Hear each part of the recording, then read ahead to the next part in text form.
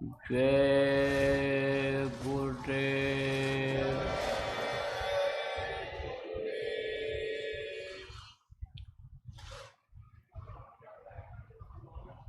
सर्वसमर्थ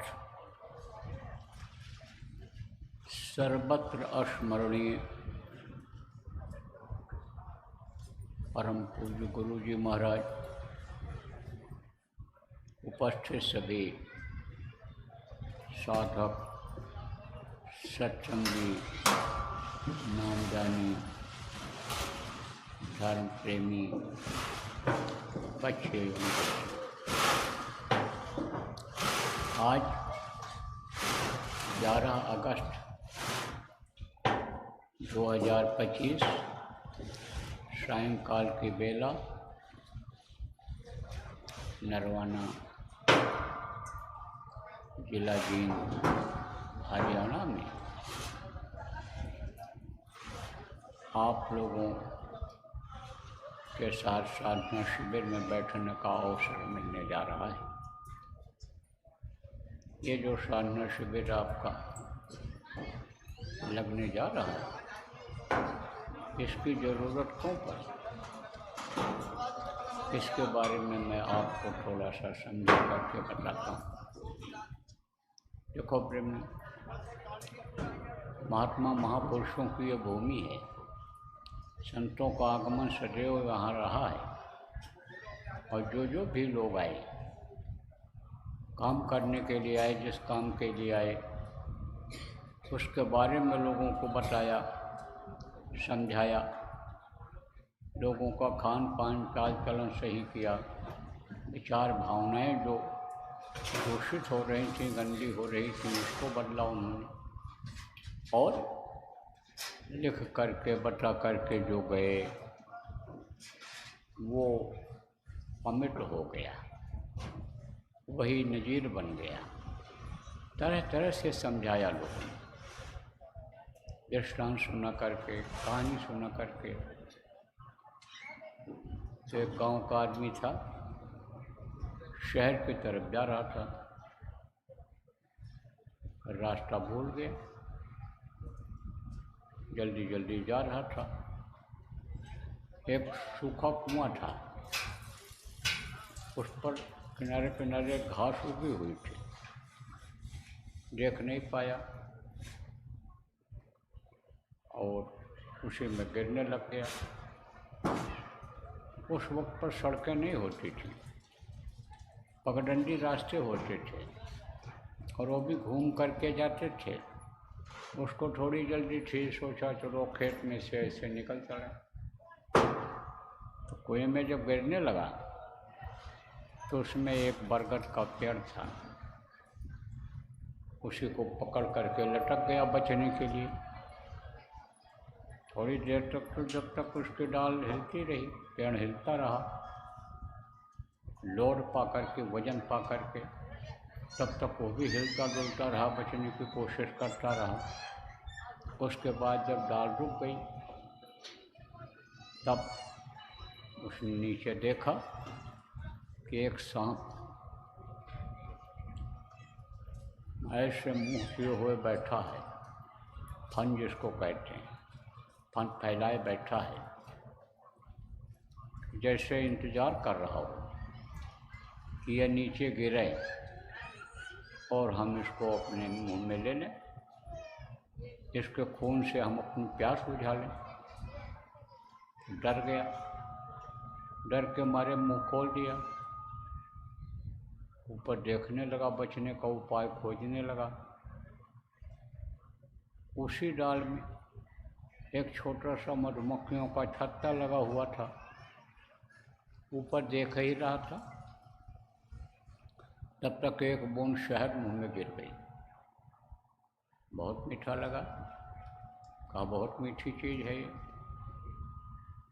फिर इंतज़ार करने लगा कि और गिरेगा अभी। जब नहीं गिरा तब उसने देखा कि अब निकला कैसे जाए, तो देखा कि जहाँ से डाल निकल रही थी दीवार से कुएं के, वहाँ दो चूहे बैठे हुए हैं, एक सफ़ेद रंग का है और दूसरा काला रंग का। दोनों उस डाल को काटने में लगे हुए हैं। अब तो और डर गया कि चूहे डाल को काट देंगे, अब मैं नीचे गिर जाऊंगा। नीचे देखा तो सांप बिल्कुल उसी तरह से तना हुआ बैठा हुआ है। कहा सांप हमको काट लेगा और मैं मर जाऊंगा। फिर मुंह खुल गया, डर के मारे वो सोचने लगा, घबराने लगा कि निकलें तो कैसे निकलें। तब तक एक बूंद शहद मुंह में फिर गिर गई। बस शहद की मिठास में भूल गया कि हमको बाहर भी निकलना है। 2-3 बार ऐसे ही हुआ कि जब देखे डरे। और एक महात्मा जी जा रहे थे उधर से, और उन्होंने देखा कि भाई गिर गया बच्चा, ये इसको निकालना चाहिए। तो उस समय उनके पास और कुछ तो था नहीं। गले में से दुपट्टा निकाला और लटका दिया। कहा इस डोर को पकड़ करके तू बाहर आ जा, मैं तो इसको निकालना चाहता हूँ। हाथ बढ़ाया, सोचा कि डूबते हुए को तिनके का सहारा मिल गया, अब तो मैं निकल जाऊंगा, उबर जाऊंगा। तक एक बूंद शहद मुंह में फिर गिर गई। फिर महात्मा जी ने कहा, अरे हाथ पीछे क्यों कर लिया, पकड़ इस डोर को, पकड़ इस डोर को। पकड़े नहीं। फिर डॉक्टर मैं निकालना चाहता हूँ, पकड़ ले डोर को। फिर हाथ बढ़ाया, तब तक एक बूंद शहद मुंह में फिर गिर गई और हाथ पीछे कर लिया। अब बोला महाराज जी आप जाओ, ये मीठी चीज़ हमको कभी मिली नहीं, हमको इसी में सुख है। अब इसका मतलब समझा दें आप कि ये जिसमें आप रह रहे हो, इसको महात्माओं ने, संतों ने क्या कहा है? भवकूप, कूप माने कुआं, भव सागर। सागर किसको कहते हैं? समुद्र को। समुद्र में कोई गिर जाए तो नदी को तो पैर करके, तैर करके पार कर सकता है, लेकिन समुद्र को कोई पार कर पाता है? उम्मीद बहुत कम हो जाती है समुद्र को पार करने की, समुद्र से निकलने की। तो जो इस मृत्युलोक में आ जाता है उसका निकाल पाना बड़ा मुश्किल है। मृत्युलोक किसको कहते हैं? आप गांव के लोग हो सीधे साधे, आपको बता दें। मृत्युलोक कहते हैं जहाँ पर मरना और जीना होता है, जहाँ पर मरना और पैदा होना होता है। तो यहीं बार बार मरना जीना पड़ रहा है, यहीं पर पैदा हुए हो और यहीं पर जी खा रहे हो, और यहीं से फिर शरीर छूट जाएगा। अब इस शरीर का पाने का मतलब अगर नहीं समझ पाए कि किस लिए मिला है, वही काम अगर करते रहोगे जो जानवर करते हैं, खाते हैं, बच्चा पैदा करते हैं और दुनिया संसार से चले जाते हैं, उसी काम में अगर लगे रहोगे तो दोबारा फिर आना पड़ेगा। फिर कीड़ा मकोड़ा सांप गोजर बिच्छू के शरीर में जन्म लेना पड़ेगा। पेड़ पौधे बनाकर खड़ा कर दिए जाओगे, मनुष्य शरीर भी मिलेगा लेकिन तुरंत नहीं मिल जाएगा। कोटि जन्म जब भटका खाया, तब यह नर्तन दुर्लभ पाया, बहुत समय लगेगा। तो यह है मृत्युलोक। आप मृत्युलोक में पड़े हुए हो, बहुत दिन हो गया, निकल नहीं पा रहे हो। और ये जो सांप है वो क्या है? सांप को कहते हैं काल आ गया, काट लिया। अगर किसी को मर गया आदमी तो कहते हैं अरे सांप नहीं था, काल था, वो काल आया काट लिया। तो ये काल जिसने यह दुनिया बनाया है, जिसने ये शरीर को बनाया है, वो एक दिन खाली जरूर कराएगा, तो उसको कहते हैं काल। तो वो तो गाल फैलाए हुए बैठा हो, और उसके जो अहलकार हैं, जो कर्मचारी हैं, मालिक हैं यहाँ के, जीवों को खाली कराने के लिए यमराज वो तैयार बैठे हैं। तो कहा जल बिनसई जैसे जल ओरा, और जो जमजाल करत है जोरा। यमराज जोर लगाए हुए हैं, इंतज़ार कर रहे हैं कि समय पूरा हो, सांसों की पूंजी ख़त्म हो इसकी, और हम खाली करा दें। तो मजबूरन खाली करना पड़ेगा। समय जैसे आपका पूरा होगा, सांस की पूंजी पूरी होगी, वो इंतज़ार कर रहे हैं। तो आप पे समझो काल, समझ लो काल फैलाए हुए बैठा है सांप रूप में। और ये दिन और रात ये क्या है? ये चूहे हैं, चूहा। दिन क्या है? सफ़ेद चूहा है, और रात क्या है? काला चूहा है। ये दोनों उमर को काट दे रहे हैं। वो जो डाल को काट रहे थे, ये उमर की डाल पर बैठे हुए हैं और उमर को काटते चले जा रहे हैं। आप तो कहते हो अभी हमारी उम्र क्या हुआ है, बुढ़ापे में भजन भाव भक्ति की जाएगी, लेकिन बुढ़ापा ऐसे आ जाती है कि पता नहीं चलता है। देखो, बचपना था, बचपना से जवानी आई, और जवानी से बहुत से लोगों की बुढ़ापा आ गई। कुछ पता चला कि कितना समय निकल गया? ऐसे ही यह समय निकल जाएगा, इसका कुछ भरोसा नहीं है। पानी केरा बुदबुदास मानुष की जात, देखत ही छुप जाएंगे जो तारे प्रभा। आसमान में देखो तारे दिखाई पड़ते हैं, लेकिन रात को देखते रहो तो देखते देखते छुप जाते हैं। पानी बरसता है, पानी में बूंदें गिरती हैं, लेकिन पानी की बूंदें आप समझो कि बुलबुले जो निकलते हैं उसमें, वो देखते देखते ख़त्म हो जाती हैं। ऐसे ये मानो जो इंसान की ज़िंदगी ख़त्म हो जाती है। ये दिन रात रूपी चूहे काट करके इसको ख़त्म कर देते हैं उम्र को। महात्मा क्या चाहते हैं जो आते हैं कि हम इनको निकाल दें, डोर को लटका देते हैं। लेकिन इंसान मधु, माया जिसको कहा गया, माया रूपी मधु में इतना मस्त है कि उससे निकल नहीं पा रहा। रुपया पैसा धन दौलत मान प्रतिष्ठा और ये औरत और आदमी, यही सब माया है। इनका जो मोह है और इनकी जो लालच है, लोभ है, वो नहीं छोड़ पा रही है।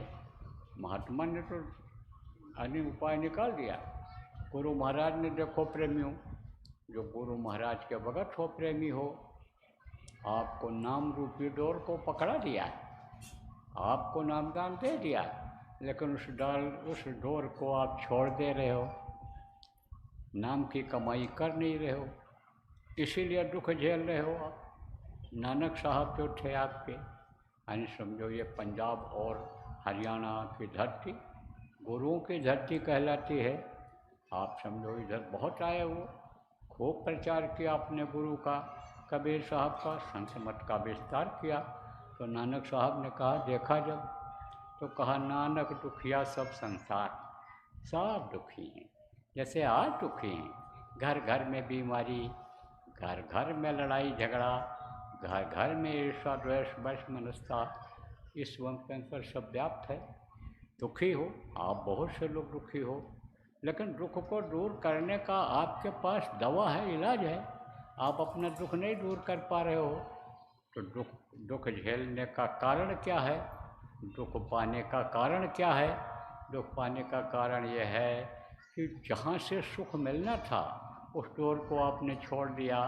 तो उन्होंने कहा नानक दुखिया सब संसार, और सुखी वही जो नाम आधार, नाम को जो आधार बना लेता है, नाम का जो सुमिरन करने लगता है, वही सुखी हो जाता है। तो भाई जब ये देखा गया कि नामदान पाते हुए और देव दुर्लभ शरीर पाते हुए ये प्रेमी दुखी हैं, ये परेशान हैं, मानसिक संकट है इनको, पारिवारिक संकट है, लड़ाई झगड़ा, बीमारियां हैं, और ये समझो कि उसको कर नहीं पा रहे हैं कि जिससे इनको सुख मिल जाए, और मनुष्य शरीर, देव दुर्लभ शरीर पाते हुए समर्थ गुरु गुरु महाराज जैसे पाते हुए, नामदान पाते हुए ये नहीं कर पा रहे हैं। बहुत तरीका अपनाया गया डोर को पकड़ाने का, लेकिन जब पकड़ में नहीं आया लोगों के और फिर वही माया रूपी मध में मस्त हो गए, तब कहा गया अब साधना शिविर लगाओ। तो साधना शिविर की शुरुआत हुई। साधना शिविर की शुरुआत आप ये समझ लो हुए करीब, आप ये समझो 6-7 महीना हो गया। और उस 6-7 महीने के अंदर में कई तरह की साधना शिविर लगाई गई। पहले तो साधना शिविर, अखंड साधना शिविर लगाई गई, मुहूर्त का साधना शिविर लगाया गया। मुहूर्त से बताया गया कि भाई इस दिन आप समझो 5 घंटे का करो। पहले शुरू में बताया गया 2 घंटे का साप्ताहिक सत्संग में साधना लगाओ, साधना करो। फिर 5 घंटे का बताया गया। फिर उसके बाद में आप समझो 5 दिन का लगवाया गया, 3 दिन का लगवाया गया। तो सब जगह नहीं लग पाया क्योंकि दूर रहता था, दूर दूर लगता था, तो सब लोग नहीं पहुंच पाते थे। तो 24 घंटे लगाया गया। 24 घंटे का साधना शिविर लगवाई गई। उसमें बहुत लोग बैठे, कई हजार पूरे देश में साधना शिविर की कई हजार संख्या हो गई। अब आप जोड़ लो कि लाख लोग बैठे, 2 लाख लोग बैठे, और जो भी बैठे उनको रस मिला। कौन सा रस? मीठा रस। रस 2 तरह का होता है। जैसे खट्टे फल का रस निकालो तो खट्टा आप खिलाओगे तो वो समझेगा कि भाई खट्टा ही मिलेगा हमको, और मीठा जिस दिन मिल गया तो उस दिन मन कहेगा मीठा ही खाओ, मीठा ही खाओ, मीठा फल खाओ, मीठा। जिनकी आदत नहीं बनी है, जब बैठोगे, आज जो आप लोग आए हो यहाँ पर बैठे हो, यहाँ ज़्यादा समय जब दोगे, ये सुबह तक चलेगा। आप ये समझो जब इसमें ज़्यादा समय दोगे तो आदत बन जाएगी और मन लग जाएगा। तब आगे भी आपका मन लगेगा, आगे भी आप बैठने लग जाओगे। जब आपके मन को शांति मिलेगी, सुकून मिलेगा, जब सुख महसूस होगा, तो यही मन जो कतराता है, यही मन जो नहीं बैठने देता है, वही आपको बैठाने लगेगा। इसलिए इसमें ज़्यादा समय देना, तो आदत इसमें बन जाएगी।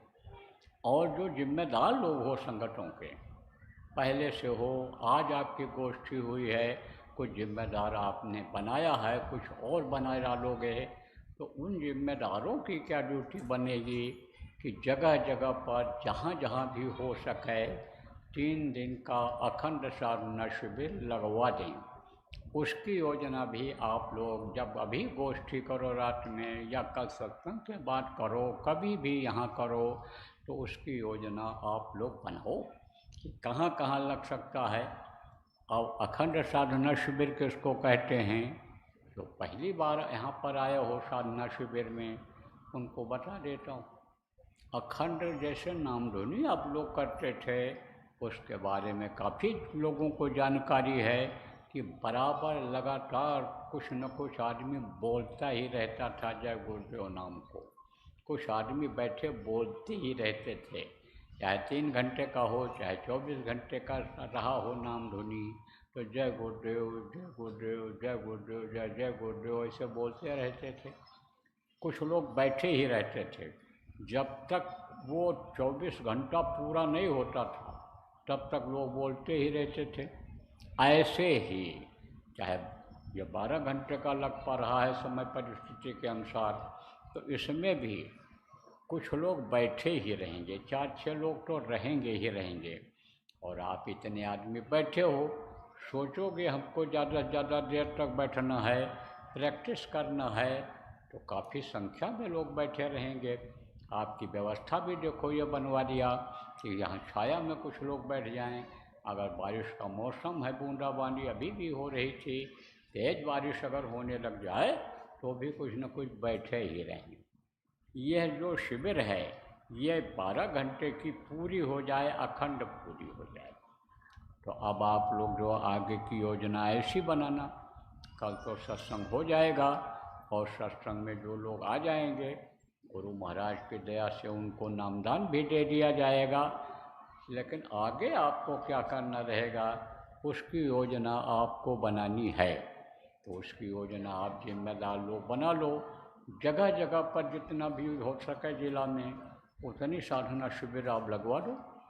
अखंड साधना शिविर ये 3 दिन की रहेगी।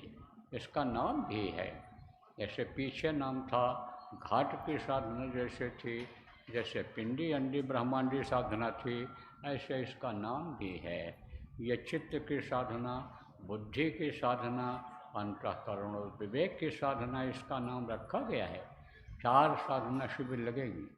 नवरात्र से पहले पहले कभी भी आप लगा सकते हो, ऐसी आपको सुविधा हो। इसका कोई दिन और समय निश्चित नहीं है, लेकिन कोशिश यह करो कि नवरात्र शुरू होने के यानी कम से कम 8 दिन 10 दिन पहले आपका पूरा हो जाए।